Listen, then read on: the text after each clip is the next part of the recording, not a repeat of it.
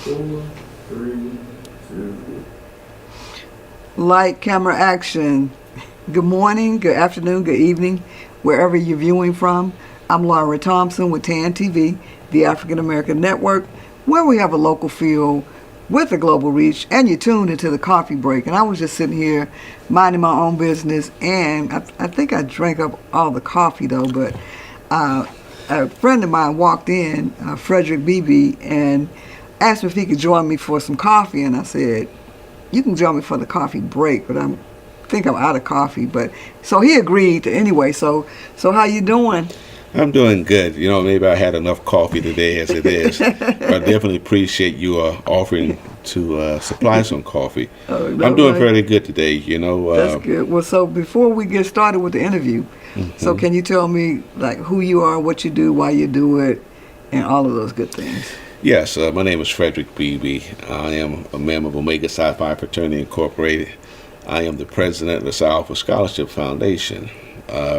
We give out scholarships to the local kids here, trying to make sure that everyone can get educated. This is something that is dear to most of all the brothers in Omega Psi Phi,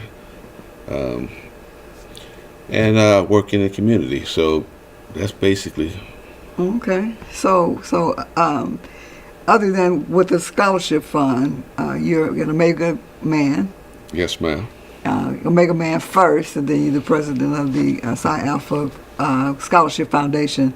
So how long has that been in existence, and how long have you been involved in it? Okay, the Scholarship Foundation for Omega Psi Phi has been around for years. First, Omega Psi Phi has been around since 1911. The Psi Alpha Scholarship has over 40-some years. Okay. And I'm sorry, 80. It'll be 85 years this year in San Antonio. Wow. We have been giving away scholarships about the last 32 years. Okay. The Scholarship Foundation, we're the ones that go out, generate money so that we can turn around and give it to the kids. We do a lot of mentoring in the neighborhoods, the community. There's a lot of things that we do to show that being in a part of fraternity, it's not just party. Mm-hmm. It's about manhood, scholarship, perseverance, and uplift. And one of the biggest things we like to do is come to the community and do that. So being a mentor at the local school, encouraging the kids to go to school. Mm-hmm. Now, a lot of kids say, well, I don't have money to go. Well, we got to start somewhere. So we try to provide a small base to get them started into school. Wow. So y'all have, you all do some phenomenal work in the community. You know, just by talking to y'all, I've learned a lot more about what your fraternity does in San Antonio. And so you have the scholarship fund. I understand that you gave away a bunch of money this past year to give to, I think, 31 students? Yes, 31 students. We gave a large chunk of money. We gave out $80,000. And then you say, well, $80,000, where do you get that from? So there's a couple events that we do in San Antonio that help generate the scholarship fund. So one of the first things is the fiesta. We take part in the fiesta. Okay. And what we do is we have a masquerade ball where folks can come and attend, and that money or proceeds go towards scholarship.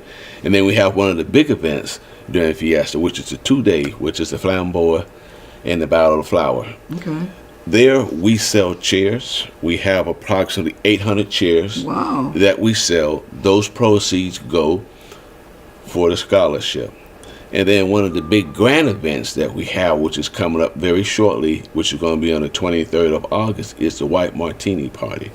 It's the all-white martini party, and we're asking folks to come out, support us, and as I said, the proceeds are given to the kids to go to school. Wow, that's phenomenal. And so with the white party, you know, you really, they're really strict on that. You really got to wear white. Well, I wouldn't say strict. We just adhere to what we say when it comes to the White Martini Party. Mm-hmm. Because when we first got started with the White Party, we had folks showing up in other colors than white. Right. You know, we all take pride in the different sororities and fraternities that we belong to.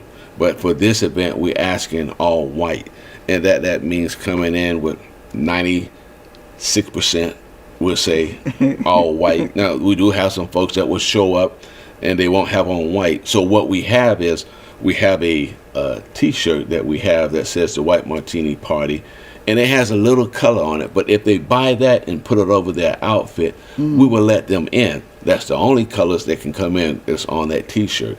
But it allows them to take part of the event and have a great time. Wow. So what happens at that event? What happens at that event? Well, we got martinis going on. We have a lot of dancing and just folks just socializing, having a good time. We've had folks from throughout the whole world. We had a lot of military guys that were coming from Afghanistan over to it. It had gotten that world. We've had athletes to come through, quite a few. I mean, we had Gary Payton that came through quite a few times. Really? Yes. Wow. Is he a Q? No, he's not a Q, but he supports the event, and also there was a gentleman that knew him very well. We've had some other entertainers that were Qs. I don't want to put everyone's name out there. Gary was pretty good, and I don't think he minds because he's like giving back to the kids as well. Oh, okay. So who's the entertainment for this year? We have a DJ that was here last year, and I have to apologize to the DJ. I don't know his name, but he did a great job.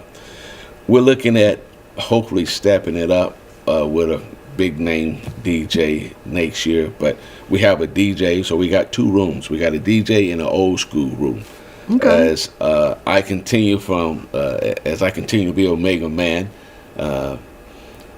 I kind of ventured to the new school, but then I go over to the old school room because I'm not as young as I used to be, and I think the music over there for some of the older crowd is pretty good. I have a cousin that called it juke joint, but it's old school, and it allows us to get out and still have a good time. But we still mingle in the big room too. Mm-hmm. I mean, you walk in the biggest room we have, and it's a sea of all white. Wow. The room is very well decorated. We have the VIP, which have tables that have flowers on top of it. We have balloons everywhere. I mean, it's nice. There's a lot of folks that you may not have seen that you will see. And for them to say that it's a small gathering, this gathering is culturally, I say, a good mixture, because it's not just African Americans. You know, we have the Hispanics, the Caucasians, we send everybody. Because in our fraternity, it's not just a black fraternity. It's black, but we have Caucasians, we have Hispanics, and we have even Russians, we even have Chinese. So that allows us to have a good mixture. Yeah. Yes. Yeah. Okay. So that's pretty phenomenal. So how many people are you expecting at the White Party this year? I would love for us to have, I would say, if I can get 2,500. Okay. But I would love to get 3,000. Yeah. You know, with 3,000, it allows us the ticket sales, and we're able to take care of a lot and give more scholarships out. Wow. So that's phenomenal. So you all do a talent hunt and a youth summit as well.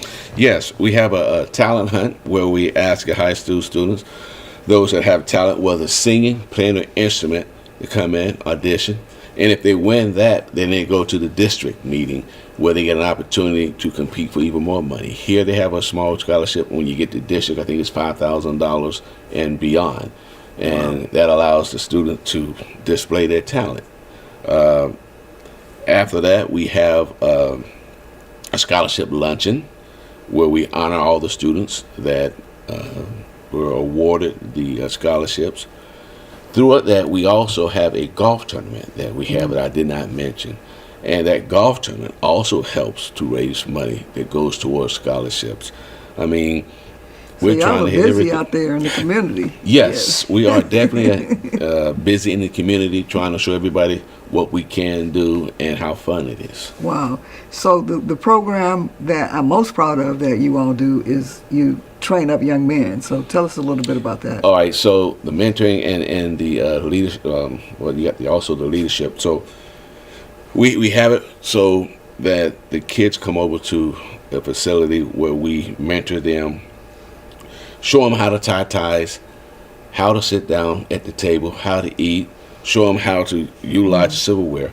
And the best thing I like to tell them is, when I go someplace, I can forget. So when I sit down at a plate, I say the first thing I do is take my hand, I make D. D mean that's my drink. So that means everything from here over is there. And then as we show them how to use silverware, start from the outside, you work yourself in, and then being proper, sitting up there, not talking with your mouth full of food. When you stir your tea, you don't take your time and you just stir it. A lot of us are military where we've had this training. In ROTC, we had a formal where when you messed up, it was when you messed up, it was made fun of, but it taught you to be aware of things that you do when you're out in public. Wow.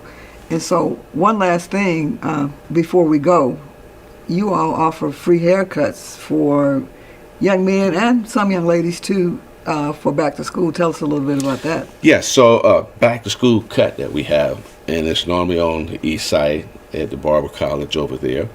And we ask kids, when you go to school, you want to look your best. We try to prevent kids from teasing one another because, hey, I was able to get a haircut, you weren't. So it's a program where they can come over, get the haircut they want, get them looking nice for school. Because if you look nice, you're going to perform nice. When you got folks that take stock in you, you're going to take stock back and let them know I'm proud of it, so I'm going to go there and do the best I can so you can brag about me. And it has made a difference in a lot of kids.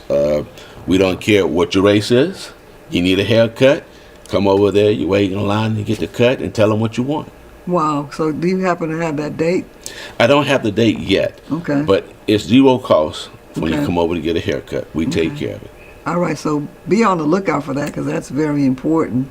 Yes. And it's nothing better than to have a young man or young lady to say they're so fresh and so clean. They got a fresh haircut and they're ready for school. Okay. And one other thing we have coming up is Stop the Bus, where we go out and we're at the local HEB where we ask folks to contribute school goods for the kids coming up. So we contribute to that, what's called Stop the Bus. You'll see us out either at Alamo Ranch or we'll be at the HEB on, off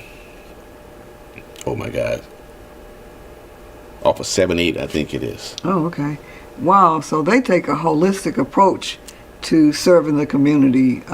They do just about everything that you can think of that's positive in the community and to raise money to ensure that our kids go to college and become productive citizens. So thank you so much for stopping by and having coffee with me for a few minutes. She tuned into the Coffee Break on TAN TV, the African American Network, where we have a local feel with a global reach. And we've been here with the phenomenal and incomparable president of the Psi Alpha Scholarship Foundation, Mr. Frederick BeeBee. Thank you for joining us. Thank you for having me. All righty. All right. Hey.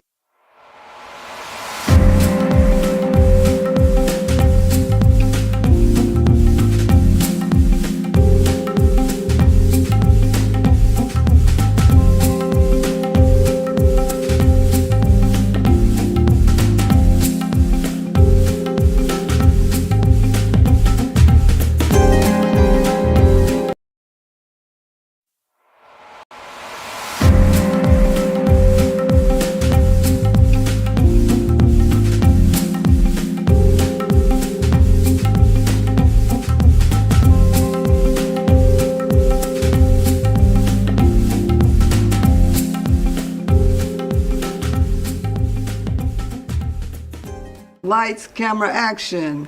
Good morning, good afternoon, good evening, wherever you're viewing from.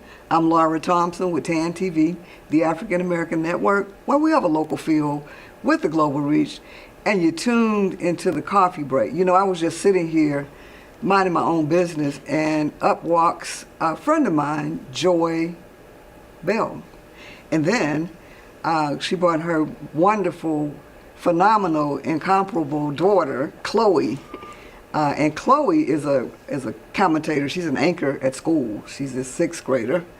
and she's already started in the television industry and in the commentating and anchor position. So I invited her to come on and interview her mom.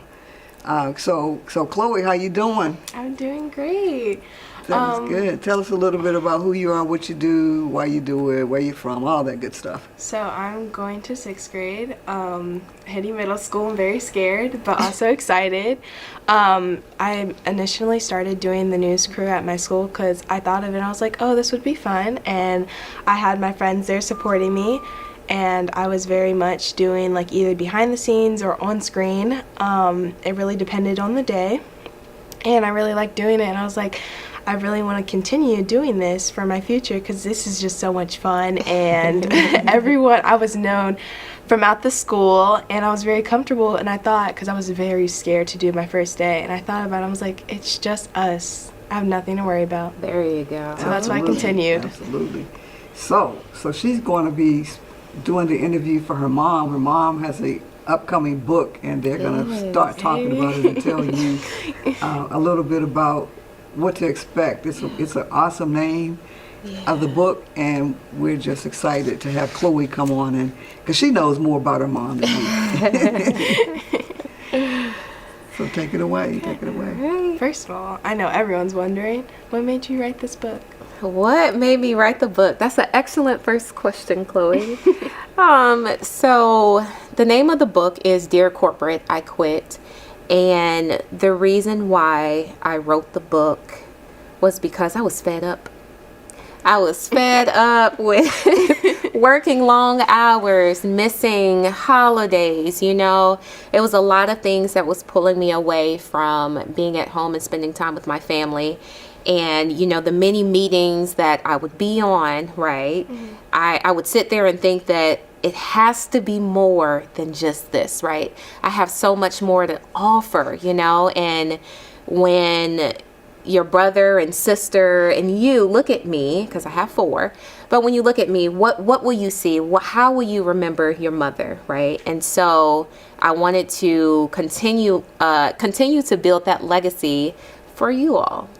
So, that's amazing. Yes, that's my reason. But also, like, you had the choice to write any type of book you wanted, but you chose to write that book. Mm-hmm. And is it to inspire people, or is it to, like, what is your why did you want to write that? What's my why? Yeah, what's your why? I mean, you could have wrote about anything, but you chose to write about your job and walking away from that, and also how, like, the process is going through that. Why did you choose to write that? Absolutely, because one of the biggest reasons people fail to do things is because of fear, right? And I wanted to give a voice to those who have been silent, right? Mm-hmm. Don't get me wrong, I was scared, terrified, right? Mm-hmm. But me and Jesus, that's my best friend, right? We have a good relationship. We talk every day, multiple times a day. And when he put it in my spirit that, hey, you have a voice, I want you to use that voice. I want you to use your platform, right, to reach millions. I know what I've prayed about, and I know the visions that God has shown me, right? And so it's for me to take that leap first, to let other people know that it's okay. It's okay to be scared, because if you're comfortable, you're in the wrong space, okay? Mm. It's time to get uncomfortable. It's time to shake some tables and build some tables. But that's my why. That's amazing. Why? Like, that's really cool. So, would you ever want to go back into the corporate world, or are you officially like, no, I'm done? Dear corporate, I quit.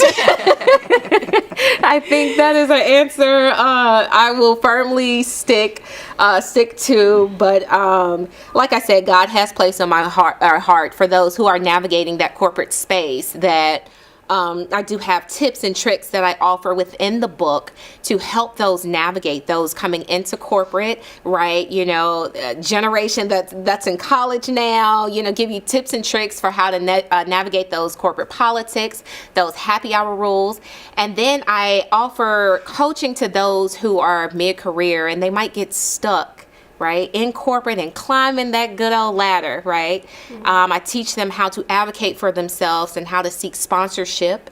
And also to those who are retiring in corporate, it is now your time to reach back and pull those up like Chloe Bales of the world, right? And so that you can be awesome in everything that you do. What are your plans for after the book? Because I know once the book comes out, are you continuing to write books, or what's your plans? Like, you're a free woman. I now. know. So I get asked this question a lot, and number one, my husband will take me on the best international vacation ever. He's in the background laughing right now. But yes, I'm thinking Cyprus, to sleep for a week. And but no, seriously, plan to celebrate, throwing a huge, we call it our baby wedding, because a lot has went into the celebration of this release. But afterwards, my goal is just to reach people, right? And continually doing what God has for me to do. You let him lead, and you follow back. Yes. I love that. Yes. Well, those are all the questions I have for you. Aw, thank you, Chloe. You did amazing. Thank you. So did you, girl. So thank you, Chloe. This was her orientation, or her test run as an anchor and a interviewer, and so she did an awesome job. Thank you. And so we appreciate it. So Mom. Yes. So you talked about a lot of things. You talked about your book, Dear Corporate, bye-bye. Adios. But you also talked about coaching and training and all of those things. So how does that fit into the mix of the book that you've written? Yeah, so for one, that's what I used to do in the corporate space. Okay. I used to be a university recruiter, so I would go out to various college campuses around the U.S., and I would find that people had questions, right? These students had questions, and even the professors had questions, right? And I'm like, you don't know the answer to that? You don't know how to interview? Resume building? Okay, you don't know what a sponsor is, right? And so when I seen that outside of my job is to, to recruit them into corporate, it was the passion that I had, the fire that burnt inside me to give back, right? And so I think, the more I prayed about it, how can I impact, right? God said, hey, you're going to write a book.